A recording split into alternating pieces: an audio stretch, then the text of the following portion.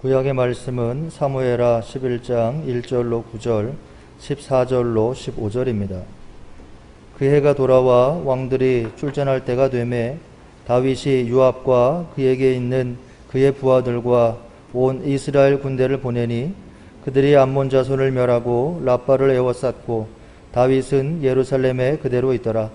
저녁 때에 다윗이 그의 침상에서 일어나 왕궁 옥상에서 거닐다가 그곳에서 보니 한 여인이 목욕을 하는데 심히 아름다워 보이는지라. 다윗이 사람을 보내 그 여인을 알아보게 하였더니 그가 아뢰되 그는 엘리암의 딸이요 햇사람 우리아의 아내 밧세바가 아니니까 하니 다윗이 전령을 보내어 그 여자를 자기에게로 데려오게 하고 그 여자가 그 부정함을 깨끗하게 하였으므로 더불어 동침하매 그 여자가 자기 집으로 돌아가니라. 그 여인이 임신하매 사람을 보내 다윗에게 말하여 이르되 내가 임신하였나이다 하니라. 다윗이 요압에게 기별하여 햇사람 우리아를 내게 보내라 하매 요압이 우리아를 다윗에게로 보내니 우리아가 다윗에게 이르매 다윗이 요압의 안부와 군사의 안부와 싸움이 어떠했는지를 묻고 그가 또 우리아에게 이르되 내 집으로 내려가서 발을 씻으라 하니 우리아가 왕궁에서 나가매 왕의 음식물이 뒤따라 가니라. 그러나 우리아는 집으로 내려가지 아니하고 왕궁문에서 그의 주의 모든 부하들과 더불어 잔지라. 아침이 되매 다윗이 편지를 써서 우리아의 손에 들려 요압에게 보내니 그 편지에 써서 이르기를 너희가 우리아를 맹렬한 싸움에 앞세워 두고 너희는 뒤로 물러가서 그로 맞아 죽게 하라 하였더라. 아멘. 서신서의 말씀은 에베소서 3장 14절로 19절입니다. 이러므로 내가 하늘과 땅에 있는 각 족속에게 이름을 주신 아버지 앞에 무릎을 꿇고 비노니 그의 영광의 풍성함을 따라 그의 성령으로 말미암아 너희 속사람을 능력으로 강건하게 하시오며 믿음으로 말미암아 그리스도께서 너희 마음에 계시게 하시옵고 너희가 사랑 가운데서 뿌리가 박히고 터가 굳어져서 능히 모든 성도와 함께 지식에 넘치는 그리스도의 사랑을 알고 그 너비와 길이와 높이와 깊이가 어떠함을 깨달아 하나님의 모든 충만하신 것으로 너희에게 충만하게 하시기를 구하노라. 아멘. 복음서의 말씀은 요한복음 6장 1절로 7절입니다. 그 후에 예수께서 디베랴의 갈릴리 바다 건너편으로 가심에 큰 무리가 따르니 이는 병자들에게 행하시는 표적을 보았음이로라. 예수께서 산에 오르사 제자들과 함께 거기 앉으시니 마침 유대인의 명절인 유월절이 가까운지라. 예수께서 눈을 들어 큰 무리가 자기에게로 오는 것을 보시고 빌립에게 이르시되 우리가 어디서 떡을 사서 이 사람들을 먹이겠느냐 하시니 이렇게 말씀하심은 진히 어떻게 하실지를 아시고 빌립을 시험하고자 하심이라. 빌립이 대답하되 각 사람으로 조금씩 받게 할지라도 200데나리온의 떡이 부족하리이다. 아멘. 주님의 말씀입니다.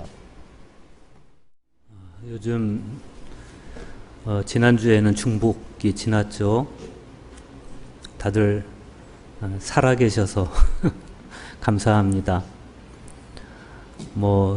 불볕더위도 불볕더위고 코로나19도 코로나19고 참 우리를 위협하는 게 너무 많은 그런 가운데서도 또 우리는 그리스도인으로서의 삶을 살아내는 그런 소명 가운데 있습니다. 전 요즘 개인적으로 부쩍 교회다움 또 그리스도인다움에 대해서 생각을 많이 하게 됩니다. 이렇게 저렇게 책을 뒤져보기도 하고 또 혼자 성찰해 보기도 하고 요즘처럼 교회가 좀 표류한다, 그리스도인들이 표류한다 이런 느낌이 들어서 더 그러는 것 같습니다. 교회는 세상에 있지만 그러나 세상에 속한 공동체는 아닙니다.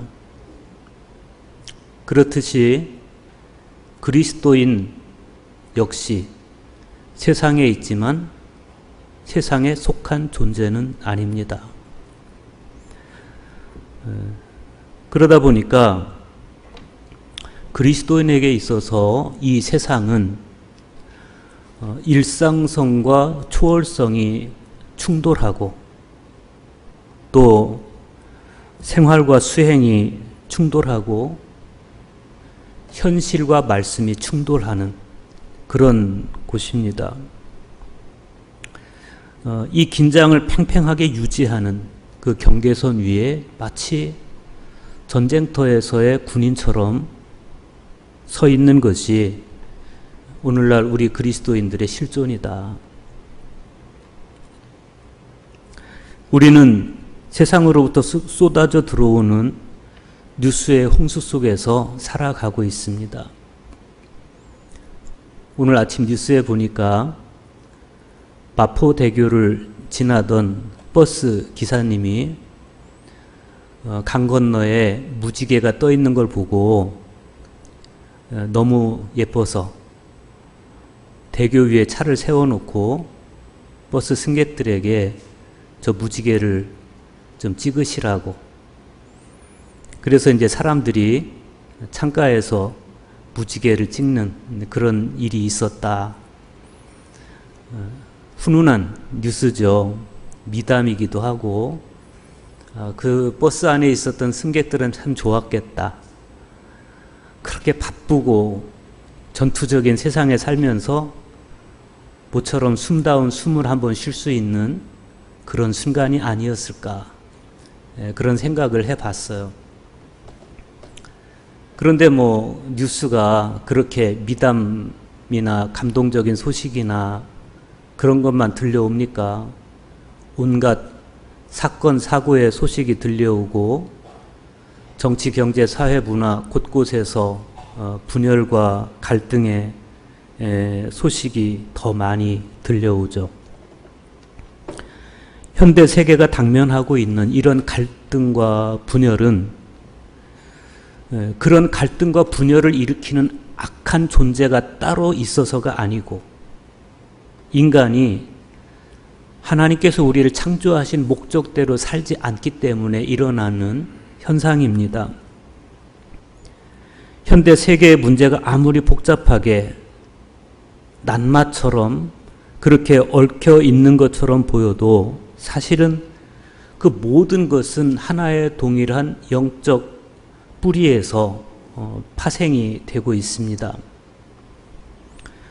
과거에도 그래왔고 현재도 그러하고 미래 역시 본질적으로 인간의 영혼은 정욕과 쾌락과 걱정 혹은 욕망과 갈망을 마음에 품고 빛과 어둠 사이의 어느 영역에 음산하게 걸쳐져 있는 그런 느낌을 받습니다. 사람들은 다 영혼이 공허합니다. 그래서 그 영혼의 공허함을 달래기 위해서 점점 더 바깥으로 떠들고 외형적인 사람이 되어 가죠. 그러나 성 마카리우스의 경고처럼 이 가시적 세상과 그 가시적 세상을 누리면서 발견하는 욕망, 만족 이런 것은 그냥 자기 육체적 갈망을 달래보려는 절망적 몸부림이다. 그렇게 하면 할수록 영혼의 병은 더 깊어지고 실존의 고통 또한 해결되지 않고 더 악화되는 느낌입니다.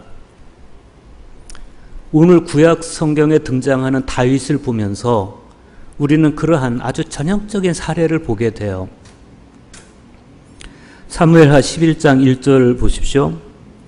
그 해가 돌아와 왕들이 출전할 때가 되매 다윗이 요압과 그에게 있는 그의 부하들과 온 이스라엘 군대를 보내니 그들이 암몬 자손을 멸하고 랍바를 에워쌌고 다윗은 예루살렘에 그대로 있더라. 다윗에 대한 긍정적인 보도가 뭐냐면 만군의 하나님 여호와께서 함께 하시니 다윗이 점점 강성하여 갔다. 여호와께서 주위의 모든 원수를 무찌르셔서 왕으로 궁에 평안히 살게 하셨다. 이게 다윗에 대한 긍정적인 보도예요. 만군의 하나님 여호와께서 함께 계시니 다윗이 강성했다. 여호와께서 원수들을 무찔러 주시니 왕이 궁전에서 평안하게 살았다. 다윗이 행복했다는 거예요. 그런데 과유불급, 지나친 강성함과 지나친 평안함은 오히려 새로운 문제점을 몰고 올 수가 있습니다. 다윗 역시도 지나친 강성함과 평안함으로 인해서 서서히 다윗 왕국의 문제점이 드러나기 시작하는데 그 문제는 고스란히 다윗이라는 사람의 문제였습니다. 신앙인으로서의 다윗을 뿌리채 흔드는 사건이 이 조그만 균열로부터 시작이 돼요. 다윗 왕국이 블레셋을 점령하고 난 후에 모압도 점령하고 아람도 제압하고 그래서 그들에게 조공을 받기 시작합니다. 팔레스타인 북쪽과 서쪽과 남쪽에까지 세력을 뻗쳐가기 시작하고 그러면서 거대한 제국으로 이스라엘이 발돋움하는 그런 시기에 강력한 제국으로 발돋움해가는 자기 왕국을 바라보면서 다윗은 하나님께서 창세기 15장 18절에서 아브라함에게 주셨던 언약을 기억했을 것 같아요. 내가 이 땅을 애굽 강에서부터 큰 강 유브라데까지 내 자손에게 주겠다. 하나님의 그 언약이 비로소 지금 이루어지고 있구나. 아, 평안하다. 이런 거죠. 그런데 사실 완전하게 평안한 건 아닌 것이 그 즈음에 요단 동편의 암몬은 아직도 여전히 다윗 군대와 대치하고 있었습니다. 다윗은 1차 전쟁에서 큰 승리를 거두고 있었지만 그러나 아직 암몬에게 완벽하게 항복을 받아낸 상태는 아니었어요.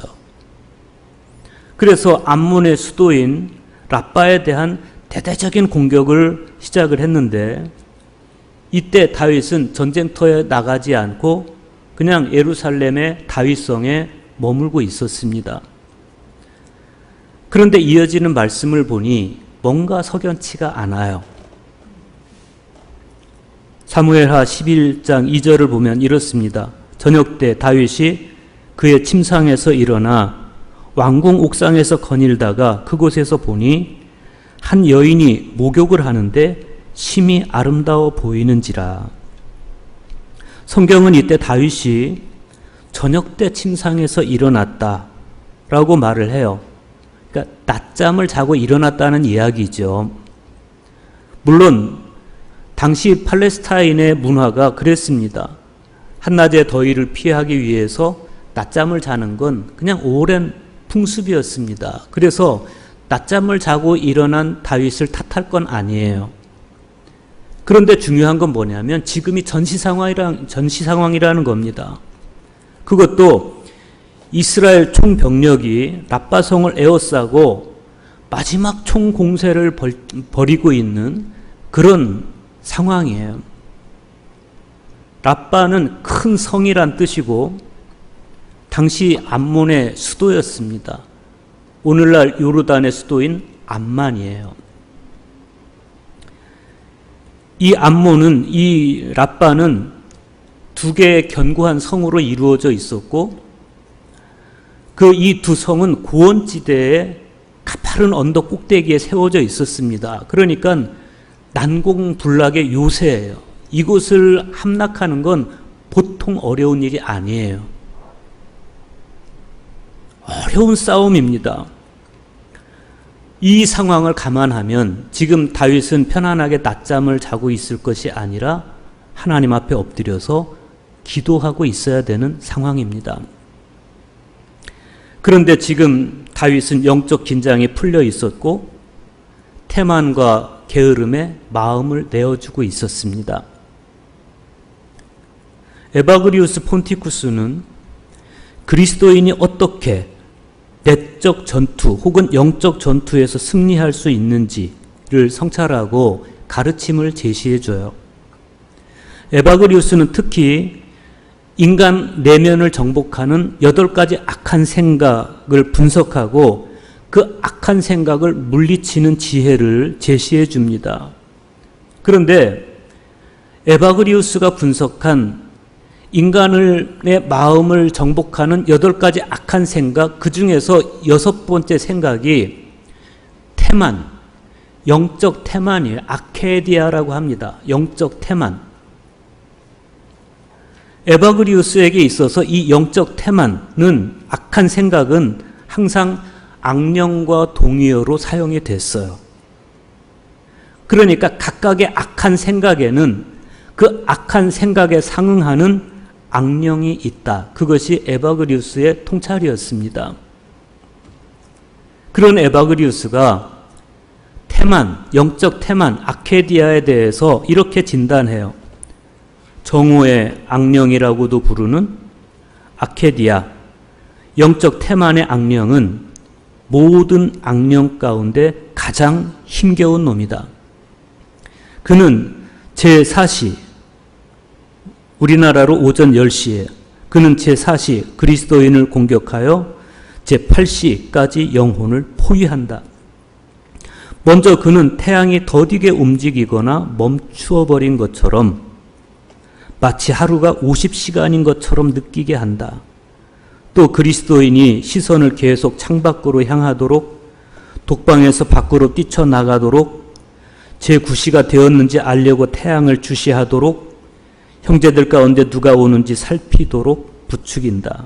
그런 다음 그리스도인에게 그의 거처와 단조로운 일상 그리고 손노동에 대한 혐오를 불러일으킨다. 태만에 대한 에바그리우스의 이 진단은 오늘 구약 성경에서 드러난 다윗의 내면의 상태를 아주 적나라하게 보여주는 겁니다. 지금 다윗은 태만의 악령에 사로잡혀서 그 영혼을 온통 포위당하고 있어요. 그러다 보니까 태양이 더디게 움직인다고 혹은 태양이 아예 멈췄다고 느끼면서 시간이 지루하게 느껴집니다. 그 시간의 지루함 속에서 시선을 왕궁 밖으로 향하고 있다. 마침내 시선이 서산으로 기울 무렵에 다윗의 시선에 목욕하는 한 여인이 포착이 됩니다. 이때 성경은 다윗의 심정을 이렇게 꿰뚫어 봐요. 심히 아름다워 보이는지라. 여러분이 밖에 나가서 생활을 하면서 다 눈을 뜨고 살아요.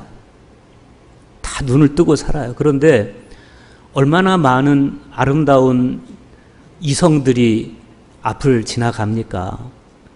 그런데 우리 영혼의 상태가 어떠냐에 따라서 그 사회는 정말 문화가 아름다운 사회가 될 수도 있지만 관음증 사회가 될 수도 있어요. 지금 다윗은 관음증에 사로잡힌 눈으로 여인을 보고 있는 거예요. 그래서 아름다워 보였다. 섹시해 보였다. 이런 거죠. 과연 다윗이 영적으로 깨어 있었어도 그렇게 보였을까? 영적으로 긴장감 상태에 있었어도 그렇게 보였을까? 이건 성찰해 볼 필요가 있어요. 우리가 내 마음을 태만에 내어주면 안 되는 가장 절대적인 이유를 지금 다윗이 보여주고 있는 겁니다. 태만 혹은 무기력에 대한 에바그리우스의 가르침은 프락티코스, 에바그리우스의 실천학 중에서 제일 길어요. 그러니까 8가지 악덕, 악한 생각, 탐심이라든지 탐식이라든지 욕망이라든지 이런 것들에 대해서 에바그리우스가 자신의 담화를 이야기하는데 그 중에서 가장 긴 시간, 가장 긴 분량을 할애하는 게 태만이에요. 태만, 영적 태만. 그만큼 태만이라는 것은 아주 극도로 복잡한 내적 상황입니다. 에바그리우스는 태만에 대해서 또 이렇게 말해요. 태만은 영혼의 비이성적인 능력인 화와 욕, 이 욕망을 말하는 거예요. 욕망이 오랫동안 뒤엉켜서 서로 교란되어 생기는 것이다. 화는 가능한 모든 것에 대해 폭발한다. 욕망은 가능하지 않은 것을 애타게 기다린다. 그런데 정말 다윗을 보면 그런 거예요. 그 마음이 태만에 사로잡히니까 가능하지 않은 것, 절대 가능하면 안 되는 것을 애타게 기다리기 시작해요. 2절과 3절 보세요. 다윗이 사람을 보내 그 여인을 알아보게 하였더니, 뭐하러 알아보냐고. 알아보게 했어. 그랬더니 그는 엘리암의 딸이요 햇사람 우리아의 아내 밧세바가 아니니까. 남의 아내인 걸 알았으면 그만둬야죠. 그런데 어떻게 됩니까? 다윗이 전령을 보내요. 그 여자를 자기에게로 데려오게 하고, 그 여자가 그 부정함을 깨끗하게 하였으므로, 부정함을 깨끗하게 했다는 것은 이제 생리가 끝나고 목욕을 했다는 거예요. 더불어 동침함에 그 여자가 자기 집으로 돌아가니라 그랬어요. 영적 태만을 극복하지 못한 다윗은 폭주하는 기관차처럼 거침없이 간음을 향해서 치닫습니다. 문제가 생깁니다. 당연히 아이가 생겼어요. 다윗은 자신의 과오를 덮기 위해서 무서운 끔찍한 음모를 꾸미기 시작합니다. 우선 다윗은 여인의 남편인 우리아를 전쟁터로부터 불러들여서 자기 아내와 잠을 자도록 유도합니다. 왜 그러지는 다 알죠. 그런데 충직한 장군인 우리아가 집에 들어가질 않는 거예요. 그냥 자기 부하들과 함께 왕궁 문에서 잠을 자고 돌아가요. 다윗의 계산과 어긋난 겁니다. 내 왕의 부하들이 바깥들에 진치고 있거늘 내가 어찌 집으로 가서 먹고 마시고 내 처와 같이 자리이까. 이게 왕궁 밖에서 자는 이유예요. 이 우리아가 얼마나 충직한 군인인지가 잘 드러나는 그런 대목이죠. 다윗은 다시 우리아를 불러들입니다. 이번에는 자기 앞에서 먹고 마시고 취하게 만들어요. 다시 집으로 들여보내요. 네 아내와 자라는 거예요. 그런데 우리아 장군은 취한 중에도 다시 저녁 때 일어나요. 그래서 부하들이 있는 곳으로 가서 부하들과 또 같이 잠을 자는 거예요. 다윗이 얼마나 애가 타겠어요. 마침내 우리아를 죽일 계획을 세웁니다. 음모를 꾸며요. 정말 비열하게도 전쟁터에서 우리아 장군을 맨 앞에 세우고, 그리고 나머지 군사들은 다 뒤로 빠지게 하는 그런 계략을 부려서 충직한 군인 우리아 장군을 적의 손에 죽게 만듭니다. 여러분, 다윗이 지금까지 얼마나 칭송받던 인물이에요. 다윗은요, 그 중심이 하나님께 인정받은 사람이에요. 너희는 사람의 외모를 보지만 나는 사람의 중심을 본다. 그래서 택함받은 사람이 다윗이에요.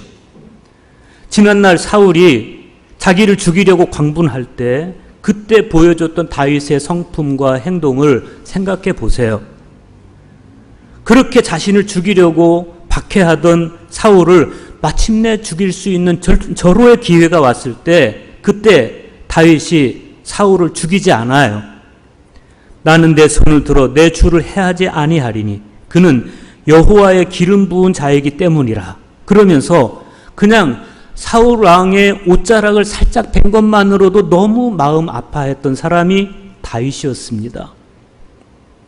그랬던 다윗이 지금 우리아에게 행하고 있는 이 비열한 행동은 사람의 성품과 인격이라는 것이 얼마나 허약한 것인지, 그마저 한번 태만의 영에 악령에 점령당해버리면 얼마나 허무하게 무너져버리고 마는 것인지를 적나라하게 보여주고 있습니다. 사부 마가는 니콜라스에게 보낸 편지에서 이렇게 간곡하게 당부합니다. 만일 당신이 내면의 정신적인 빛과 영적 지식을 획득하여 이 세대의 어두운 밤에 넘어지지 않고 걸어가기를 원한다면 영적인 노력과 지성의 통제와 깊은 사고력 그리고 하나님에 대한 경외심과 사랑의 도움이 필요합니다. 그러므로 정념들을 정복하기 원한다면 하나님의 도우심을 받아 기도를 통해서 당신의 내면으로 들어가십시오. 마음 깊은 곳으로 내려가서 나의 방종한 영혼에 침투한 망각과 태만과 무지라는 악한 영들을 찾아내십시오. 그리하면 당신은 주의를 집중하고 지성을 통제하며 위로부터의 도움을 받아 그것들로부터 해방될 것입니다. 은혜의 작용으로 말미암아 진정한 일치와 참된 지식과 하나님의 말씀을 기억하려는 열심이 마음에 심겨지고 배양될 때 망각과 태만과 무지가 마음에서 완전히 제거됩니다. 여러분, 그리스도인이란 어떤 사람입니까? 마음을 태만에 방치하지 않는 사람이에요. 마음 깊은 곳으로 내려가서 나의 방종한 영혼에 침투한 망각과 태만과 무지를 정면으로 바라보고 하나님의 도움을 받아서 나의 마음에 이 영적 태만과 무지를 몰아내고 그리고 하나님의 영이 거하시는 거룩한 성전을 유지하는 것. 이게 그리스도인이에요. 이 노력을 하지 않으면 우리는 자칫 유사 종교인에 빠질 가능성이 굉장히 많아요. 그리스도인이란 그리스도의 영이신 성령님을 성전인 내 중심에, 내 마음에 모시려고 애를 쓰는 사람이고, 나는 잘지라도 마음은 깨었는데 나의 사랑하는 소리가 들리는구나 라고 했던 아가서의 마음처럼 그리스도를 향한 감수성이 항상 깨어있는 사람이에요.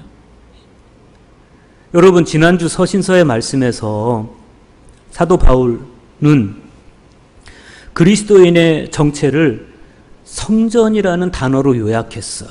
그리스도인은 성전이다. 하나님의 영이 거하시는 성전이다. 그리스도 안에서 성전이 되어가는 사람, 그리스도 안에서 함께 지어져 가는 사람, 그리스도인이란 그런 존재라는 겁니다. 여기서 중요한 건 두 가지입니다. 첫째는 그리스도 안에서예요. 그리스도 안에서. 둘째는 성전이 되어가는 것. 이게 그리스도인이에요. 이게 저고, 이게 여러분이 되어야 한다는 거예요. 그런데 오늘 서신서의 말씀을 보면 성전이 되어가는 존재로서의 그리스도인들이 힘써야 할 변화가 뭔지를 알 수가 있어요. 우리가 힘써야 할 바로 그 변화를 위해서 사도 바울은 이렇게 중보 기도를 해요. 이러므로 내가 하늘과 땅에 있는 각 족속에게 이름을 주신 아버지 앞에 무릎을 꿇고 비노니 그의 영광의 풍성함을 따라 그의 성령으로 말미암아 너희 속사람을 능력으로 강건하게 하시오며 믿음으로 말미암아 그리스도께서 너희 마음에 계시게 하시옵고 그랬어요. 이 말씀에서 사도 바울은 성전이 되어가는 존재로서 그리스도인들이 도달해야 할 영적 목표에 대해서 기도해요. 그걸 놓고 기도해요. 저도 이 기도 제목을 놓고 기도합니다. 이제 이 여름이 지나면 가을이 와요. 연말이 되면 또 우리 교회에서 이런저런 직분들을 세우게 될 텐데 영적 태만에 빠져 있는 사람을 직분자로 세울 수는 없어요. 그게 한국 교회를 지금 어렵게 만들고 있어요. 지금까지 그렇게 해왔던 것이 한국 교회를 표류하는 교회로 만들고 있어요. 그러면 안 되니까 기도할 수밖에 없어요. 바울은 뭐라고 기도합니까? 성전이 되어가는 존재로서 그리스도인들이 도달해야 할 영적 목표에 대해서 기도하는데 첫 번째 기도가 뭐냐면 내적으로 굳센 사람이 되어야 한다는 거예요. 내적으로.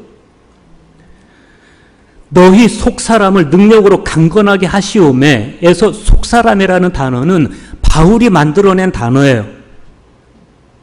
이 속사람이라는 단어를 필로는 사람 속의 사람 이렇게 표현했고 플라톤은 내부 인간 이렇게 표현했고 공동번역 성경은 내적 사람, 내적 인간 이렇게 표현했어요. 그러니까 지금 사도 바울은 속사람, 사람 속의 사람, 내부 인간, 내적 인간이 굳세어지기를 간절하게 기도하고 있어요. 교부들이 한결같이 주목했던 게 바로 이 내적 인간이에요. 속사람, 마음, 심장. 이게 변화되지 않으면 안 된다는 거예요. 그런데 우리는 대개 여기 관심하지 않고 엉뚱한 거에 관심이 교회 제도, 직분 이거 관심하고 있어요. 속사람과 아무 상관없는 거예요. 내적 인간이 굳세어지면 우리를 흔들리게 하는 태만과 그 태만으로부터 비롯되는 음욕과 탐심과 게으름 이런 것들이 감히 우리를 정복할 수 없게 됩니다. 시리아의 성 이삭은 이렇게 말씀합니다. 내면의 성소에 들어가려고 노력하십시오. 그리하면 하늘의 성소를 볼 것입니다. 내면의 성소가 어디예요? 사도 바울이 말씀한 속사람이에요. 필로가 말씀한 사람 속의 사람, 플라톤이 이야기한 내부 인간, 공동번역 성경이 이야기하는 내적 인간, 교부들이 말씀하는 마음, 거기에요, 거기. 그 내면의 성소에 들어가려고 노력하십시오. 애를 쓰라는 겁니다. 그리하면 하늘의 성소를 볼 것입니다. 그러면 우리 마음이 성전이 된다. 그런 말씀이에요. 왜냐하면 내면의 성소와 하늘의 성소는 동일한 것이며 그것들을 보게 해주는 입구는 하나이기 때문입니다. 그 나라로 이어지는 사다리는 당신의 내면, 즉 당신의 영혼 안에 감추어져 있습니다. 우리가 왜 내적 인간을 굳세게 해야 하는지를 우리는 이 이삭의 당부를 통해서 알 수가 있습니다. 내적 인간이 굳세어진 그리스도인만이 그리스도의 영이 거하시는 성전으로서 그리스도께서 내 마음에 흡족히 계시도록 할 수 있기 때문에 그런 거예요. 그리스도께서 내 마음에 계심을 알면 설사 내가 내 눈에 그리스도를 보지 못하고 있다 할지라도 설사 내 눈에 하나님이 보이지 않는다 할지라도 우리는 결코 흔들리지 않을 것이고 나의 영혼을 이 아까운 영혼을 태만의 영에게 내어주지 않을 거예요. 악한 영에게 그렇게 값싸게 내어주지는 않을 거예요. 그런데 우리의 시선이, 우리 관심이 내면, 나의 속사람, 나의 내면에 있지 않으니까 자꾸 바깥을 떠돌아요. 바깥을 자꾸 표류하는 거예요. 명색은 교회 다니는 사람인데 아니야. 그냥 유사 종교인이지, 유사 기독교인이지, 기독교인이 엄밀하게 말하면 아닌 거예요. 그렇지 않아요? 여러분, 우리 자신을 좀 보세요. 오늘 아침에 새벽에 영상을 하나 봤어요. 근데 이제 기도에 관한 영상, 기도에 관해서 말씀하는 그 강의하시는 분이 내가 성직자가 된 지가 20년인데 아직도 나는 하나님을 못 만나고 있고 여전히 내 마음은 어두워 있고 그걸 너무 안타까워하면서 강의를 하시는 거예요. 그래서 그 강의를 들으면서 나는 이제 목회를 거의 30년도 넘게, 딱 30년을 했는데 도대체 나는 지금 어떤 상태에 있는 건지,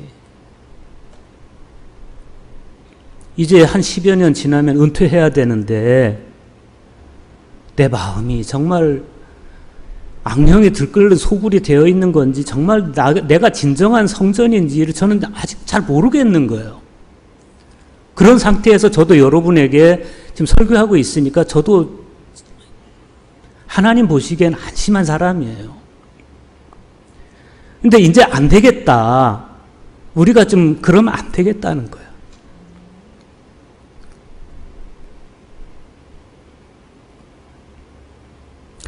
사도 바울이 이렇게 기도합니다. 또 너희가 사랑 가운데서 뿌리가 박히고 터가 굳어져서 능히 모든 성도와 함께 지식에 넘치는 그리스도의 사랑을 알고 그 너비와 길이와 높이와 깊이가 어떠함을 깨달아 하나님의 모든 충만하신 것으로 너희에게 충만하게 하시기를 구하노라. 여러분, 바울의 이 기도의 흐름을 잘 보세요.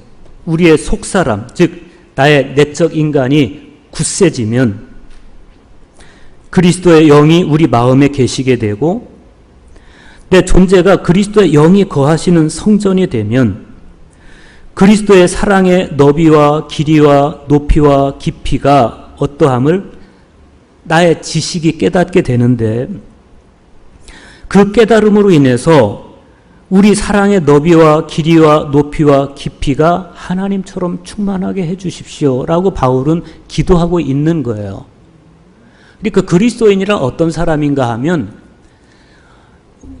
우리 사랑의 너비와 길이와 높이와 깊이가 그리스도의 장성한 분량에까지 도달한 사람이에요.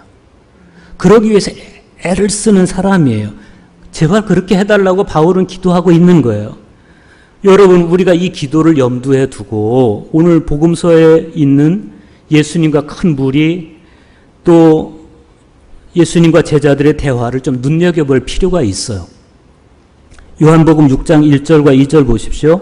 그 후에 예수께서 디베랴의 갈릴리 바다 건너편으로 가시매 큰 무리가 따르니 이는 병자들에게 행하시는 표적을 보았음이로라.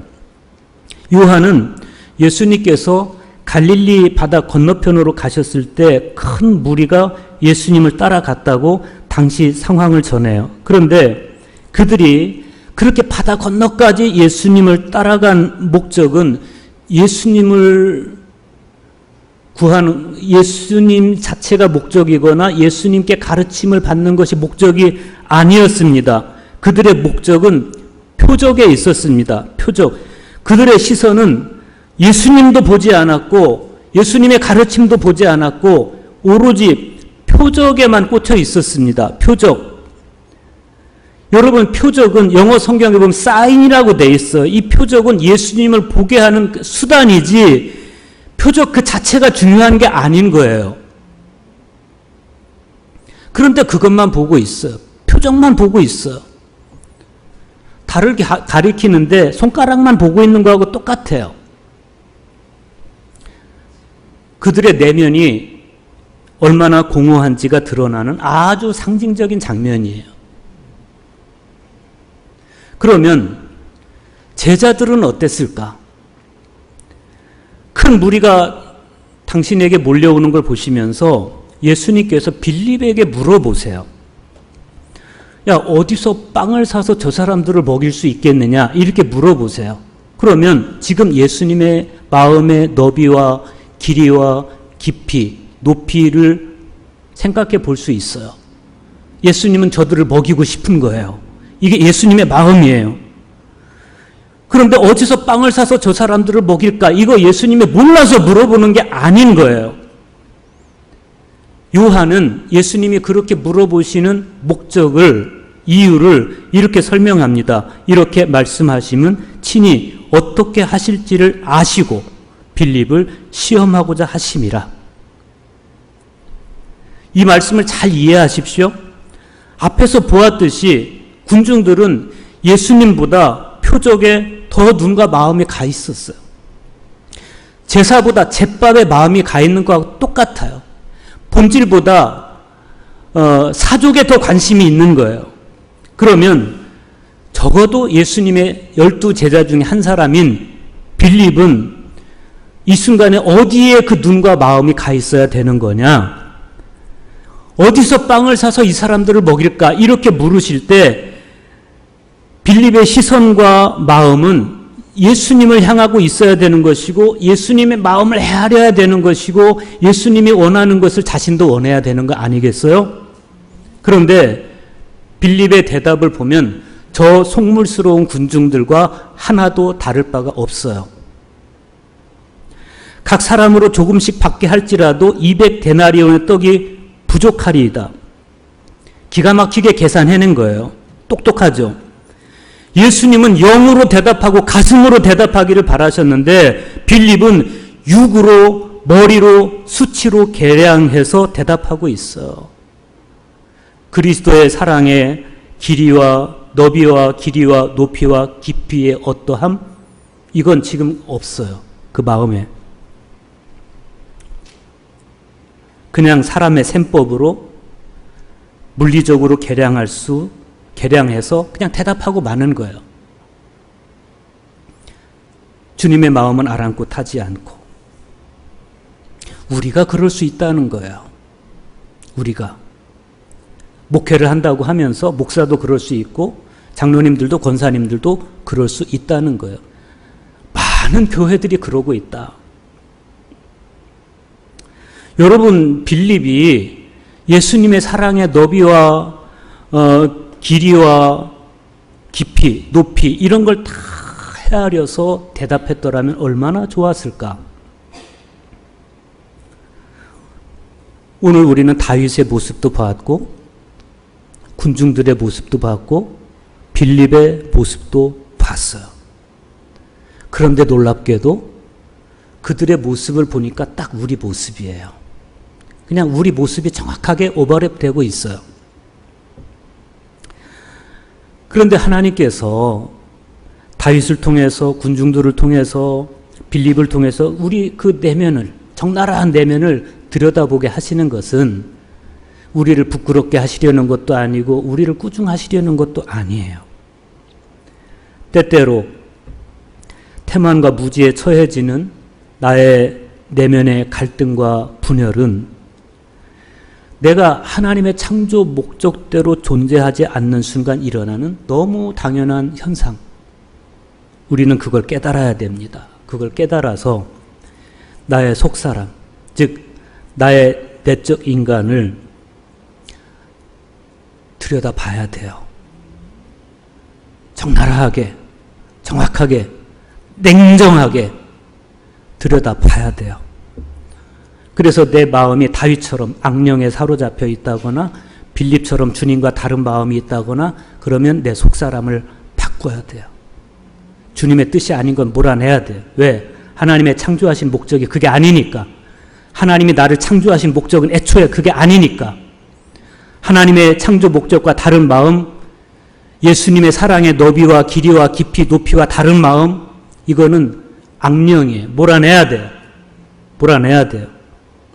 그리고 나의 마음을 굳세게 해서 하나님의 창조 목적, 그리스도의 사랑의 너비와 길이와 깊이 이것과 일치시켜야 돼요. 이게 그리스도인이에요. 이게 그리스도인이에요. 이게 그리스도인의 장성한 분량이 충만한 데까지 이르는 것이고 이 과정이 사도 바울처럼 달려가는 것이고 에바그리우스가 이야기한 것처럼 나의 내면으로 들어가서 직시하고 우리 내면을 하나님의 마음처럼 바꾼 이게 그리스도인이에요. 이게 그리스도인입니다. 우리가 이거 안 하기 때문에 한국 교회가 이거 안 하기 때문에 그냥 무슨 구원받은 거를 보험 든 것처럼 생각하고 마음대로 사는 거예요. 마음대로 살아요. 어떻게 사는 게 진짜 그리스도인의 삶인지 생각 안 해요. 고민 안 해요. 길을 잃어버렸으면 길을 찾아야 될 거 아니에요. 찾으려는 노력도 안 해요. 찾으려고 해도 길을 알 수가 없어요. 그러니 이 표류하는 교회를 어떻게 하면 좋겠느냐? 그거 아닙니까? 여러분은 어떻습니까? 여러분, 저는요, 제가 부끄럽고 때로는 안쓰럽고 여러분은 여러분이 괜찮습니까? 여러분 상태가 정말 괜찮습니까? 그거 안 되잖아요. 그러면 안 되는 거잖아요. 언제까지 그러고 우리가 그리스도인이라고 할 수 있어요? 저는요, 어디 가서 목사라고 못해요. 목사라고 말하면, 목사라고 대답하려면 너무 끔찍해요. 기독교인이라고 말하기도 창피하고. 제 속이 예수님 같지 않아요. 그런데도 너무 괜찮아. 내 속이 예수님과 달라. 너무 교만하고 너무 이기적이고 세속적이에요. 그런데 울지도 않아. 그러면 어느 순간 다윗처럼 되는 거예요. 우리 마음이. 내 마음이 끄는 대로, 맘대로 가는 거예요. 아니에요. 성경은 절대 그렇게 이야기하지 않아요. 오늘 다윗을 통해서, 빌립을 통해서, 군중들을 통해서 우리 마음을 보여주셨어요. 하나님은. 이제부터 여러분 마음이 이끄는 대로 사십시오. 긍정적으로 살으려면 이제부터 성령이 이끄는 대로 사시고, 아니면 그냥 마음이 이끄는 대로, 육신이 이끄는 대로 사십시오. 심판은 하나님 앞에서 저도 여러분도 공평하게 받는 거예요. 열매로.